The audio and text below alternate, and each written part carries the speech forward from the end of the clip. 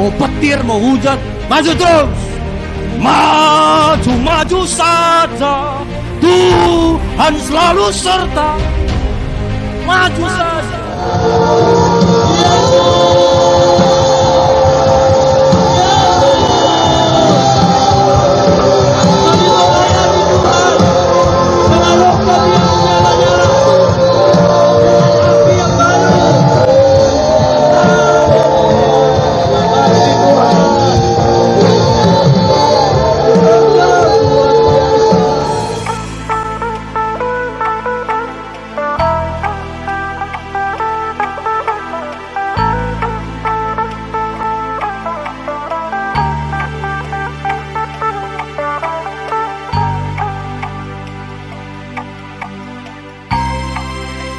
Kita akan belajar firman Tuhan mengenai bahwa Tuhan kita adil. Amin.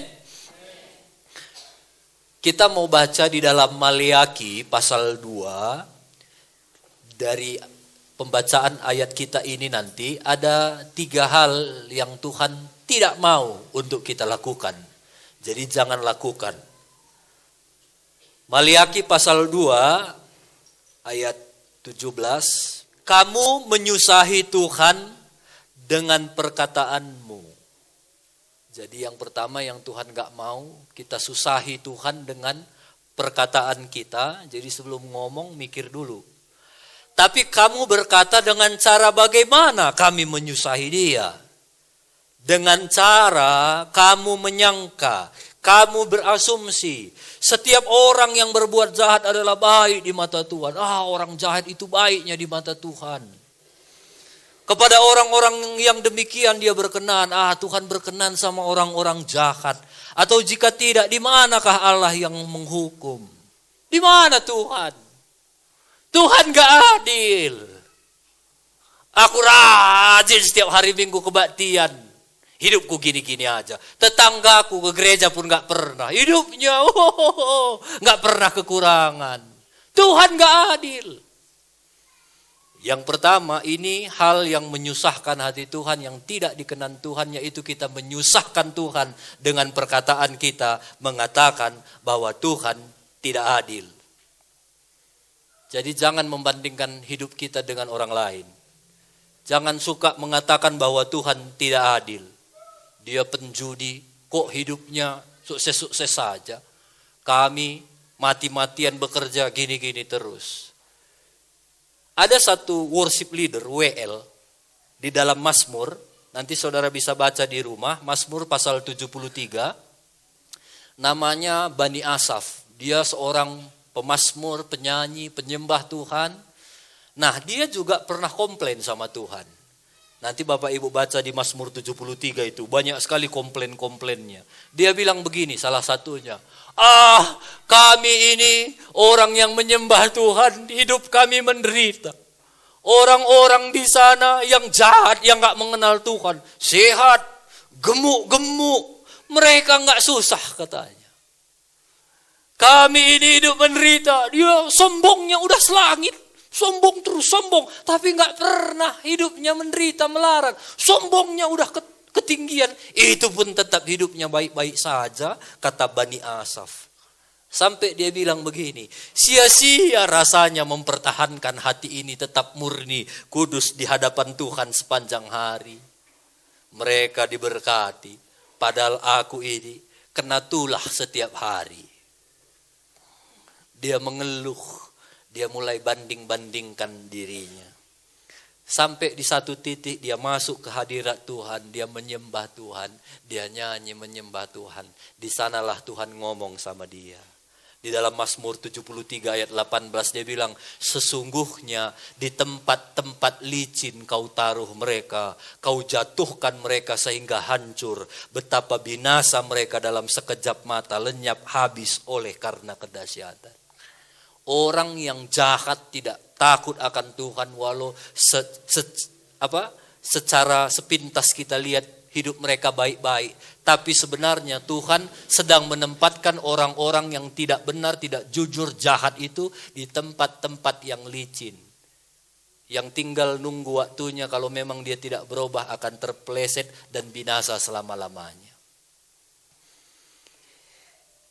Jadi kalau hari ini masih ada di antara kita yang berbuat dosa dan kita masih aman-aman, jangan pikir Tuhan tidak lihat, Tuhan adil. Tuhan masih kasih kita kesempatan.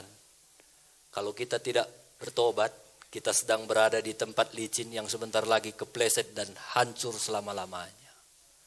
Bilang kiri kanan, hati-hati tempat licin. Jangan suka berasumsi sama Tuhan. Tuhan ini enggak adil. Tuhan ini enggak adil. Dia begini. Hidupnya begini. Kami mati-matian.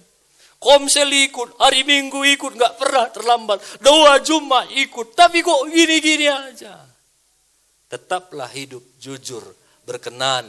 Tulus di hadapan Tuhan. Ingat. Tuhan kita adil. Dan hari ini kita sedang menyembah Tuhan kita yang adil. Cara pandang kita tentang keadilan dengan cara pandang Tuhan tentang keadilan itu berbeda jauh. Jangan sama-samakan. Banyak kadang kita memikirkan Tuhan itu seperti cara kita berpikir. Ada satu bapak-bapak duduk dia di pohon beringin karena kecapean. Duduk dia kan. Dilihatnya lah ke atas pohon beringin itu. Dilihatnya kan pohon beringin itu besar sekali. Batangnya saja begitu besar. Besar. Waktu dia lihat, buahnya itu hanya kecil, ada bijinya kecil sekali di atas. Lalu dia mulai berasumsi sama Tuhan dalam hatinya. Tuhan ini kayaknya enggak pintar, enggak adil. Masa botongnya besar kali hanya untuk menahan buah yang kecil ini. Dia mulai lagi ingat labu, jambe. Jambe itu buahnya besar sekali tapi batangnya kecil-kecil aja, itu pun di bawah. Tuhan ini enggak pintar ini. Maunya kan batangnya besar, buahnya besar. Kalau batangnya kecil, buahnya kecil. Itu cocok. Dia berpikir begitu. Nggak adil Tuhan ini. Tiba-tiba waktu dia berpikir Tuhan nggak adil, jatuh satu biji beringin itu pas di kepalanya. Kurbak. Aduh, iya, Tuhan adil, Tuhan adil, Tuhan adil. Coba bayangkan tadi kalau biji itu sebesar semangka, jambe, jatuh tepat di kepalanya. Di zon maradian isedo ale-aleta. Langsung selesai. Kadang kita kan berpikir begitu. Tuhan gak adil, Tuhan itu adil. Tuhan udah tahu segala sesuatunya. Dan kita sedang menyembah Tuhan yang adil. Bilang kiri kanan, gak usah suka ngeluh. Tuhan adil, bilang. Jangankan Tuhan, kita pun kadang-kadang susah buat adil. Siapa di sini mama-mama atau bapak-bapak yang anaknya 3 atau 4 angkat tangan? Banyak ya. Kita jujur-jujur aja lah. Sama kan bikin semua uang jajan anak tuh? Enggak. Jelas ini. Adilkah kita? Kalau kita belajar adil, enggak adil. Kan enggak mungkin anak kita kuliah sama kita bikin jajannya sama anak kita yang masih SD. Pasti beda. Kalau udah kuliah mungkin, nih nakku. Jajannya 20.000. Yang masih kecil, 2.000 saja. Adilkah kita? Enggak adil. Jadi gimana supaya adil? Kita kasih misalnya 50.000 satu orang. Kuliah 50.000, SMP 50.000, SD 50.000, belum sekolah pun 50.000. Adilkah itu? Enggak juga. Anak SD yang belum sekolah nanti enggak mau lagi pun dia sekolah. Udah kaya dia. 50.000 enggak sekolah pun. Adilkah itu? Enggak juga. Jadi kita saja pun susah untuk menentukan keadilan. Jadi jangan lagi teriak, Tuhan enggak adil, Tuhan enggak adil. Jadi percaya yang pertama, kalau kita mau menjadi anak-anak Tuhan yang dikenan Tuhan, jangan lagi banyak komplain. Enggak adil. Hidup terus berkenan sama Tuhan. Ingat bahwa Tuhan yang kita sembah, Tuhan yang adil. Amin. Itu yang pertama. Yang kedua, yang Tuhan gak mau, yang pertama Tuhan gak mau kita menyusahkan dia dengan perkataan kita. Tuhan gak adil. Yang kedua, Tuhan gak mau kita menipu Tuhan. Maliaki 3 ayat 16. Maliaki 3 ayat 6, Maliaki 3 ayat 6. Bahwasanya aku Tuhan tidak berubah, dan kamu Bani Yakub tidak akan lenyap. Sejak zaman nenek moyangmu kamu telah menyimpang dari ketetapanku dan tidak memeliharanya. Kembalilah kepadaku, maka aku akan kembali kepadamu. Firman Tuhan semesta alam. Tetapi kamu berkata, dengan cara bagaimanakah kami harus kembali? Firman Tuhan bilang, nakku, kembali kepadaku. Kenapa kita perlu kembali kepada Tuhan? Karena Tuhanlah sumber segala sesuatu. Jadi kalau kita udah di luar Tuhan, hilanglah kita segala sesuatu itu.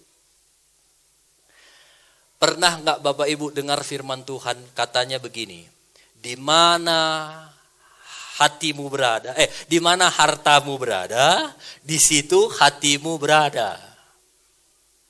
Sekarang Tuhan suruh kita kembali. Tuhan mau supaya harta kita itu Tuhan. Supaya apa? Supaya di mana hati Tuhan berada, di situ juga hati kita berada. Kalau misalnya kita punya uang 100 juta di bank BRI, di Simpang. Ada uang kita di situ, tabungan kita 100 juta. Satu saat kita dengar informasi bank itu bakalan bangkrut. Jadi semua orang mulai tarik uangnya di dalam. Pas kita lewat di Simpang, kita sedang melihat ada sekitar 100 orang lagi ngantri mau ngambil uangnya semua. Karena takut bank itu mau dilikuidasi. Kira-kira kamu takut nggak waktu kamu lihat antrian yang 100 itu?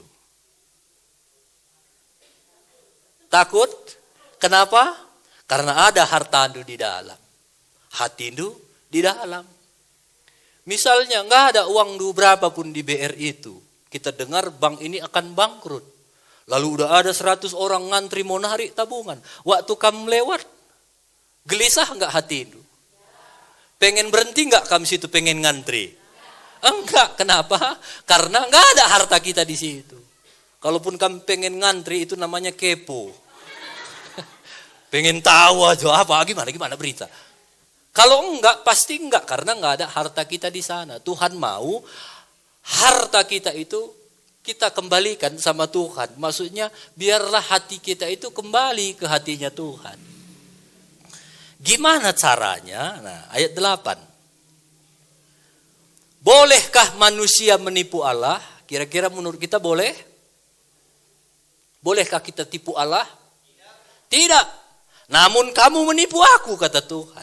Tapi kita berkata lagi, dengan cara bagaimana kami menipu engkau? Firman Tuhan bilang mengenai persembahan persepuluhan dan persembahan khusus. Ada dua, perpuluhan, persembahan khusus. Kamu telah kena kutuk tapi kamu masih menipu aku. Ya kamu seluruh bangsa. Ayat 10. Bawalah seluruh persembahan persepuluhan itu ke dalam rumah perbendaharaan. Rumah perbendaharaan ini maksudnya gereja di mana kita bertumbuh. Kalau kamu berjemaat di sini, bertumbuh di sini, rumah perbendaharaan kita ini gereja ini. Supaya ada persediaan makan di rumahku dan ujilah aku firman Tuhan semesta alam. Apakah aku tidak membukakan bagimu tingkap-tingkap langit dan mencurahkan berkat kepadamu sampai berkelimpahan? Aku akan menghardik bagimu belalang pelahap supaya jangan dihabisinya hasil tanahmu, supaya jangan pohon anggur di padang tidak berbuah bagimu. Firman Tuhan semesta alam. Tuhan sebenarnya nggak bisa ditipu. Tuhan kita maha tahu. Kita belum berbuat saja, Tuhan udah tahu. Sekali bagai kuban. Belum ngasih ban, Tuhan udah tahu. Jadi sebenarnya Tuhan tidak bisa ditipu. Tapi firman Tuhan bilang, namun kamu menipu aku. Mengenai apa kata umatnya yang di sini? Mengenai persembahan persepuluhan dan persembahan khusus. Saya tidak akan bosan-bosan berbicara tentang perpuluhan di gereja ini. Karena saya bukan mau cari uang di gereja ini. Kenapa kami tidak bosan-bosan bicara perpuluhan? Karena kami sudah mengalami berkat Tuhan yang dahsyat, tingkap-tingkap langit dibuka itu. Dan kami punya hati rindu supaya saudara juga semua mengalami itu. Nah, saya kasih contoh. Misalnya ini roti. Kita buatlah isinya 10 roti. Kira-kira berapa perpuluhannya kalau 10? 10 roti berapa perpuluhannya? 1. Yang biasa bayar per bulan tahu dia itu satu. Kalau yang nggak biasa berapa ya, berapa ya. Nggak nyinggung ini, tapi dobrak. Satu. Dan firman Tuhan bilang apa? Bawalah seluruh persembahan persepuluhan. Jadi harusnya yang kita bawa seluruh persembahan persepuluhan kita masukkan ke sana kotaknya. Tapi banyak orang ku bilang, mungkin di sini ada juga orang itu, tapi banyak orang ku bilang ya, supaya nggak tersinggung kalian. Tapi kalau ada perasaan aku itu, bertobatlah. Banyak orang di sana, dia bawa persepuluhan sama Tuhan, nggak seluruhnya. Terlalu besar ini. Segini, ACP ngobaci, gelah ngo tamas saja, gelah ngolit gelar. Ini seluruhnya? Enggak. Ada lagi orang bilang, gulong sih, adi pendeta tah ngo bayak, mobil lebih Fortuner. Man kai kita be mesra dengan isa tapi ngo baca, kuias. Seluruhkah ini? Enggak. Dan setiap saudara bawa itu bukan untuk pendeta, bukan untuk manusia, untuk Tuhan. Ada lagi orang bilang, iyo, di gereja kami yang ngombias, kai pela kurang, aku sampati gereja si Deban. Itu bagus, tapi itu tidak diajarkan diambil dari persembahan persepuluhan. Jelas persembahan persepuluhan bawa seluruhnya ke rumah perbendaharaan di mana saudara berjemaat. Jadi kalau mau kasih hamba-hamba Tuhan lain itu pisah lagi. Itu tadi ada persembahan khusus. Itu saudara bisa pisahkan, kasih bantu gereja lain, bantu hamba-hamba Tuhan. Tapi kalau persembahan persepuluhan bawa seluruhnya di mana saudara berjemaat. Aku pun masih kurang, gak cukup. Dah, ini aja. Bayangkanlah, waktu kita memberi begini, dan kita sedang memberi untuk Tuhan. Makanya, banyak orang tidak mengalami hidupnya tingkap-tingkap langit dibuka.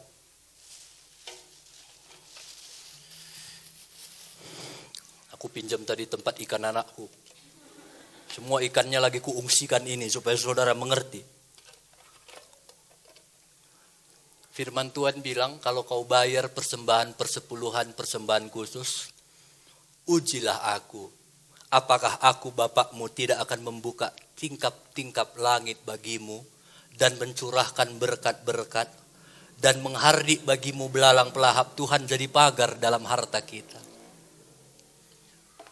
Kalau udah tingkap langit dibuka, itu berkatnya itu luar biasa itu masuk. Yang gak bisa kita pikirkan itu bisa Tuhan sediakan.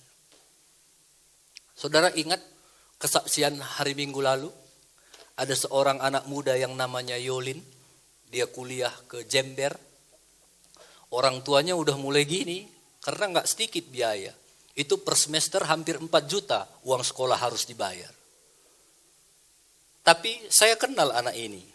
Dia dari sekolah minggu, kami sudah sama-sama dia. Dia remaja, sampai pemuda, sampai kuliah, saya yang menggembalakan dia. Dan saya tahu dia orang yang setia bayar perpuluhan, bukan hanya sebagian, seluruhnya. Itu anak muda kadang-kadang saya melihat, ini kok banyak kali perpuluhannya, masih begininya, masih sekolah kok banyak kali. Saya sebagai gembala menyaksikan terus kehidupannya, dia itu setia perpuluhan. Makanya waktu dia kuliah, di Jember, banyak orang, teman-temannya, cuma dia yang terpilih. Bayangkan, teman satu kamarnya, teman yang sama dia berangkat, teman yang dulu sama-sama belajar pun gak dapat. Dia dapat. Dari sekolah, semua sampai kau tamat, bayar uang sekolah. Bukan hanya itu, setiap bulan kau dapat jajan 800.000. Tingkap-tingkap langit dibuka, yang gak bisa kita pikirkan. Ini dibuka sama Tuhan. Tuhan sediakan bagi orang yang setia dalam hal-hal kecil. Nah, makanya prinsip ini yang selalu kami bagikan. Kalau bicara sungkannya kami selalu bicara soal uang. Tapi bagiku sekali lagi, supaya semua kita mengalami berkat-berkat yang dicurahkan. Sekitar seminggu lalu, saya ditelepon oleh satu anak Tuhan yang begitu cinta pekerjaan Tuhan, dia telepon saya, Pastor Crispus, Ini nanti tanggal 19 sampai tanggal 26 ada seminar di Singapura. Ini seminar bagus sekali tentang bagaimana kita bisa bertumbuh, membawa kepemimpinan kita, berbicara tentang banyak hal tentang gereja. Lalu dia kirim skedulnya sama saya. Waktu saya baca itu skedulnya semua bahasa Inggris. Pembicaranya semua orang Inggris. Lalu saya telepon bapak itu, Pak, bahasa Inggris saya tidak begitu bagus, nggak ngerti aku nanti. Sayang nanti aku berangkat ke sana, aku nggak ngerti. Saudara tahu dia bilang apa? Pastor, berangkat saja. Saya yang bayar ongkosmu, saya yang bayar hotelmu tanggal 19 sampai tanggal 26, itu 6 hari di Singapura. Kau siapkan paspormu, kalau masalah nggak bisa, nanti saya ada mendampingimu. Kita sama-sama belajar. Berkat itu luar biasa. Nanti tanggal Rabu ini saya berangkat ini ke Singapura tanpa uang, diongkosi PP, nggak pergi aja diongkosi PP, dan sampai di sana semuanya biaya ditanggung. Saya waktu cek itu brosurnya untuk 1 orang saja ikut seminar itu hampir berapa ratus dolar, kalau dihitung-hitung 5 juta 1 orang. Bayangkan udah berapa puluh juta dia habis untuk membiayai seorang saya. Tapi saya percaya ini semua berkat Tuhan. Ini bukan cerita saya 50 tahun lalu, enggak. Cerita saya terupdate. Ini Rabu saya akan berangkat. Artinya saya sedang berbicara bahwa Tuhan yang kita sembah sampai hari ini masih bekerja. Masih mau mencurahkan berkatnya buat semua kita yang mau belajar. Buka tingkap-tingkap langit. Ujilah aku, kata firman Tuhan. Di dalam Alkitab itu jarang sekali Tuhan ngomong uji. Kalau bisa saya bilang enggak ada pun selain di perpuluhan ini. Aku akan memagari kamu. Kalau udah Tuhan pasang pagar, enggak hanya kiri kanan, muka belakang, atas bawah, keliling, Tuhan akan lindungi, Tuhan akan pagari. Ini yang saya ceritakan, bagaimana pengalaman kami, Tuhan pelihara sampai hari ini.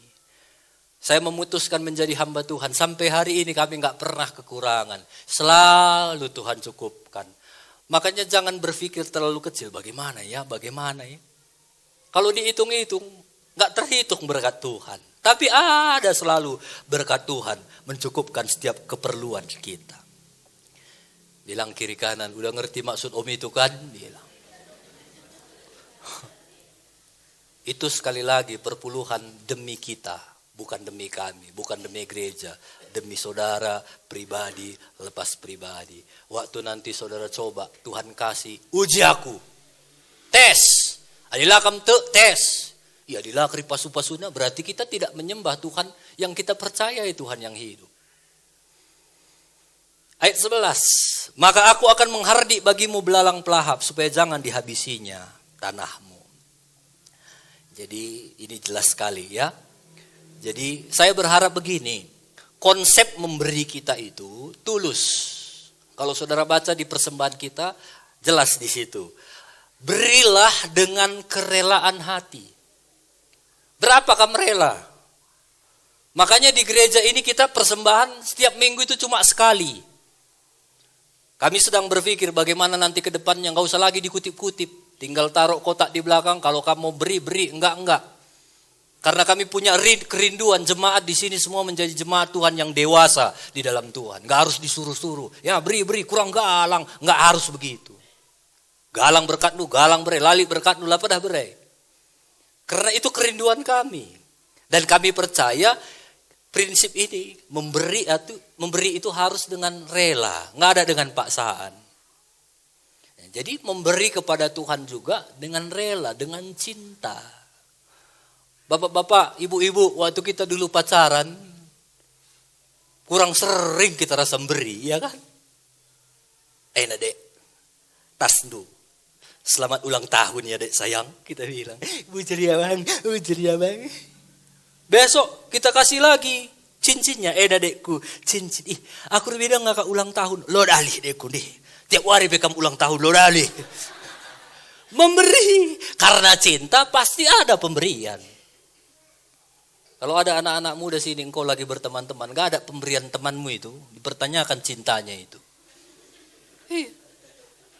Makan-makan, kamu yang bayar dulu ya dek. Enggak ada uangku, besok pun kamu dulu ya dek. Kamu tuh kue enggak jelas. Cinta itu selalu diberikan dengan pemberian. Selalu itu dengan pemberian. pemberian uang, waktu, tenaga, pikiran. Bisa kamu datang bang? Bisa dekku. Walau hujan gerimis, bisa dekku. Karena cinta. Demikian juga kepada Tuhan. Kalau kita benar-benar cinta kepada Tuhan, kita akan suka memberi itu dengan rela. Bukan dengan paksaan. Tuhan kita bukan Tuhan preman. Uang keamananmu Enggak. Tuhan itu selalu melihat hati kita memberi. Sekali lagi, Tuhan gak pernah lihat jumlahnya.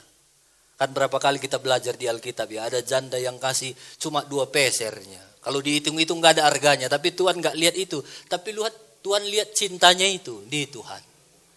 Jadi memberilah, belajarlah memberi dengan rasa cinta. Ya. Dan ingat, kita memberi kepada Tuhan itu tanda ucapan syukur kita. Hari ini kita semua masih bernapas gratis. Kan wajar kita mengucap syukur ya. Coba bayangkan setiap bulan ada tagihan masuk ke rekening kita. Ke rumah ini tagihan. Utang kita 7M. Utang apa ini? Udah berapa ribu berapa tabung gas kamu hirup oksigen kata dari sorga. Kalau nggak kamu bayar, cabut nyawandu katanya. Kalau kita hitung-hitung, udah berapa utang kita sama Tuhan? Oksigen saja. Yang tahu ke rumah sakit, tahu itu berapa harga satu tabung oksigen. Dan itu nggak bertahan lama kalau dihirup. Dan hari ini kita bebas hirup oksigen, nggak bayar apa-apa. Bukankah itu kebaikan Tuhan yang harus kita ucapkan terima kasih Tuhan? Nah, jadi itu ya. Yang kedua, Tuhan rindu kita jangan menipu Tuhan dengan cara kita kembalikanlah milik Tuhan. Dengan hati yang sukarela. Dan yang terakhir, Maliaki 3 ayat 13 sampai 18, 13. Bicaramu kurang ajar tentang aku, firman Tuhan. Tapi kamu berkata, apakah kami bicarakan di antara kami tentang engkau? Kamu berkata, adalah sia-sia kami beribadah kepada Allah. Jangan pernah keluar kata-kata dari mulut kita. Sia-sianya aku ibadah. Sia-sianya aku melayani. Firman Tuhan bilang itu kurang ajar. Ini agak tegas ya. Tapi itulah firman Tuhan. Jangan lagi sempat keluar. Sia-sianya aku ibadah. Apakah untungnya kita memelihara apa yang harus dilakukan terhadapnya. Dan berjalan dengan pakaian berkabung di hadapan Tuhan semesta Allah. Apa untungnya? Apa untungnya aku gereja setiap minggu? Apa untungnya aku ikut doa puasa? Apa untungnya aku bisa melayani Tuhan? Apa untungnya? Itu kurang ajar. Kalau kita ikut Tuhan masih untung-untungan, waduh. Kadang-kadang kita ini betul kalau kita pakai kurang ajar terlalu ngeri memang, tapi kan kurang ajar namanya. Apa untungku? Apa untungku? Apa rupanya pernah kita beri sama Tuhan modalnya? Sehingga kita menuntut untung. Pernah rupanya kamu kasih bibit sama Tuhan, ini Tuhan tanam. Untung nakari beri bangku pernah? Enggak pernah. Tuhan yang kasih kita modal, dia kasih kita nafas, dia kasih kita kekuatan, dia kasih kita matahari, tenaga. Dan Tuhan enggak pernah, kayak untungmu bangku. Yang ketiga, jangan cari untung-untungan sama Tuhan. Ikut Tuhan, melayani Tuhan, melakukan apa saja.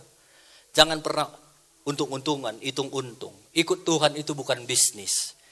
Ikut Tuhan harus melakukan apa yang Tuhan mau. Tapi saya belajar menjadi hamba Tuhan. Apa yang Tuhan sudah percayakan, jangan hitung-hitungan sama Tuhan. Ya, kalau berkorban, berkorban. Bilang kiri kanan, jangan hitung-hitungan sama Tuhan.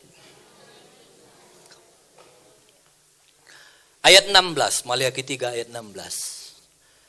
Beginilah bicara satu sama yang lain orang yang takut akan Tuhan. Tuhan memperhatikan dan mendengarnya. Kalau kita hidup takut akan Tuhan, gak hitung-hitungan sama Tuhan, selalu berkata Tuhan itu adil, Tuhan memperhatikan dan mendengarnya.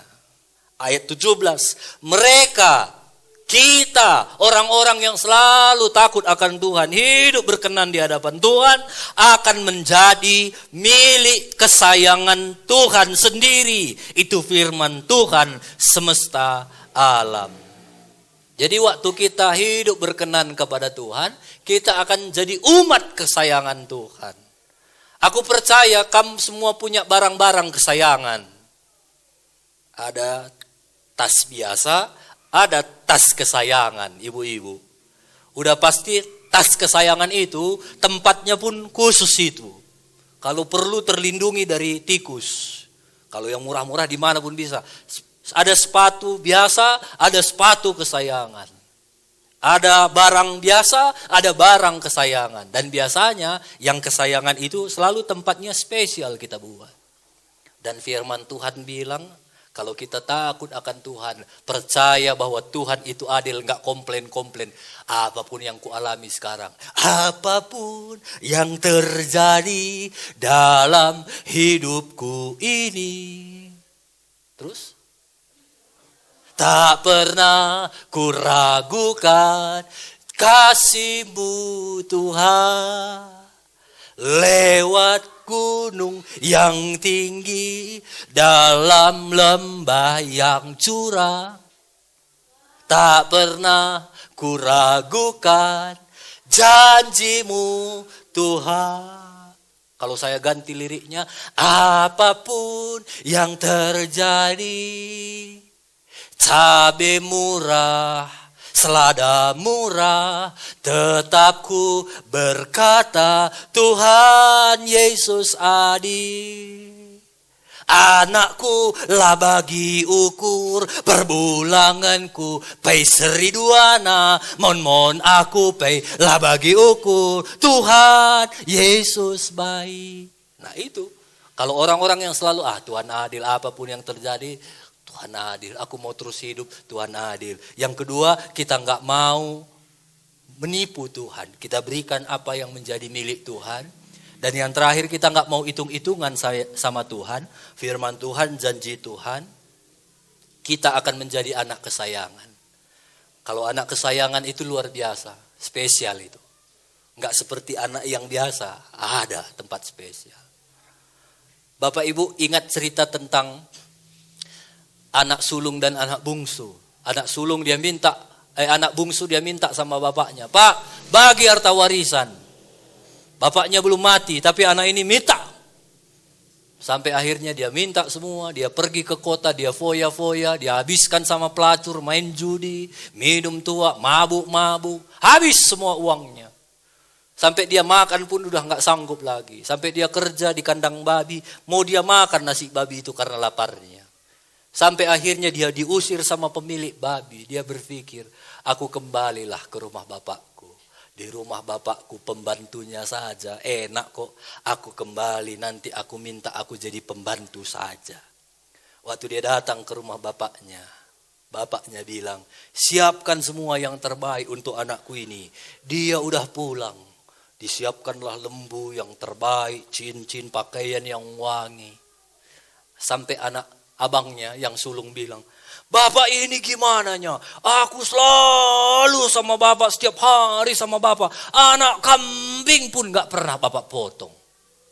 Sampai bapaknya bilang, nakku, kau itu ada sama aku. Apa yang menjadi milikku, itu milikmu. Barang bapak, barangmu. Mau kau anak kambing, potong saja. Itu namanya anak. Kalau kita mau taat melakukan firman Tuhan, Bapak hari ini bilang, nakku, barangku, barangmu. Apa yang kau perlu, milikku ada, itu milikmu. Ini tanah di samping kita berdoa, ini kan milik Tuhan ini ya. Nakku, bisa.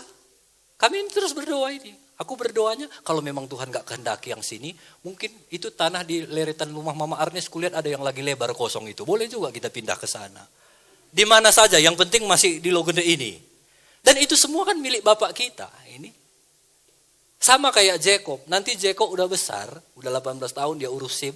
Itu mobil yang saya bawa, itu juga mobilnya. Kalau mau dia pakai, Pak, sekali ya Pak, ndahinan di ginting dai. Ente, ku bilang, milikku. Miliknya. Nah sama, jadi sekarang Bapak di sorga itu punya segala sesuatu. Kalau kita hidup taat, takut kepada Tuhan, melakukan setiap firman Tuhan, milik Tuhan itu milik kita. Makanya jangan lagi berpikir kecil, gimana ya, nggak mungkin ya, kalau kuhitung-hitung uangku ini nggak mungkin kami begini ya, nggak mungkin memang kalau kita pikir-pikir, tapi waktu kita taat firman Tuhan ini dibuka ini, yang nggak mungkin itu terjadi dalam hidup kita. Apa yang nggak pernah dilihat oleh mata, itu disediakan bagi orang yang mengasihi Dia. Nah, sekarang ini tadi, ayolah kita mengasihi Tuhan, supaya ini dibuka. Firman Tuhan bilang, uji aku, adilah kam te uji. Coba uji. Semua ayo kita taat kepada firman Tuhan. Maka percayalah Tuhan akan memberkati kehidupan kita semuanya. Ingat 3 hal hari ini. Tuhan mau kita jangan menyusahkan Dia dengan perkataan kita. Tuhan gak adil. Tuhan itu adil. Yang kedua, jangan tipu Tuhan dengan tidak mengembalikan apa yang menjadi milik Tuhan. Kembalikanlah itu. Berilah dengan hati yang rela, tulus, ikhlas, mencintai Tuhan. Yang ketiga, jangan untung-untungan sama Tuhan, jangan hitung-hitungan sama Tuhan. Tapi ayolah kita melayani Tuhan karena kita mengasihi Tuhan.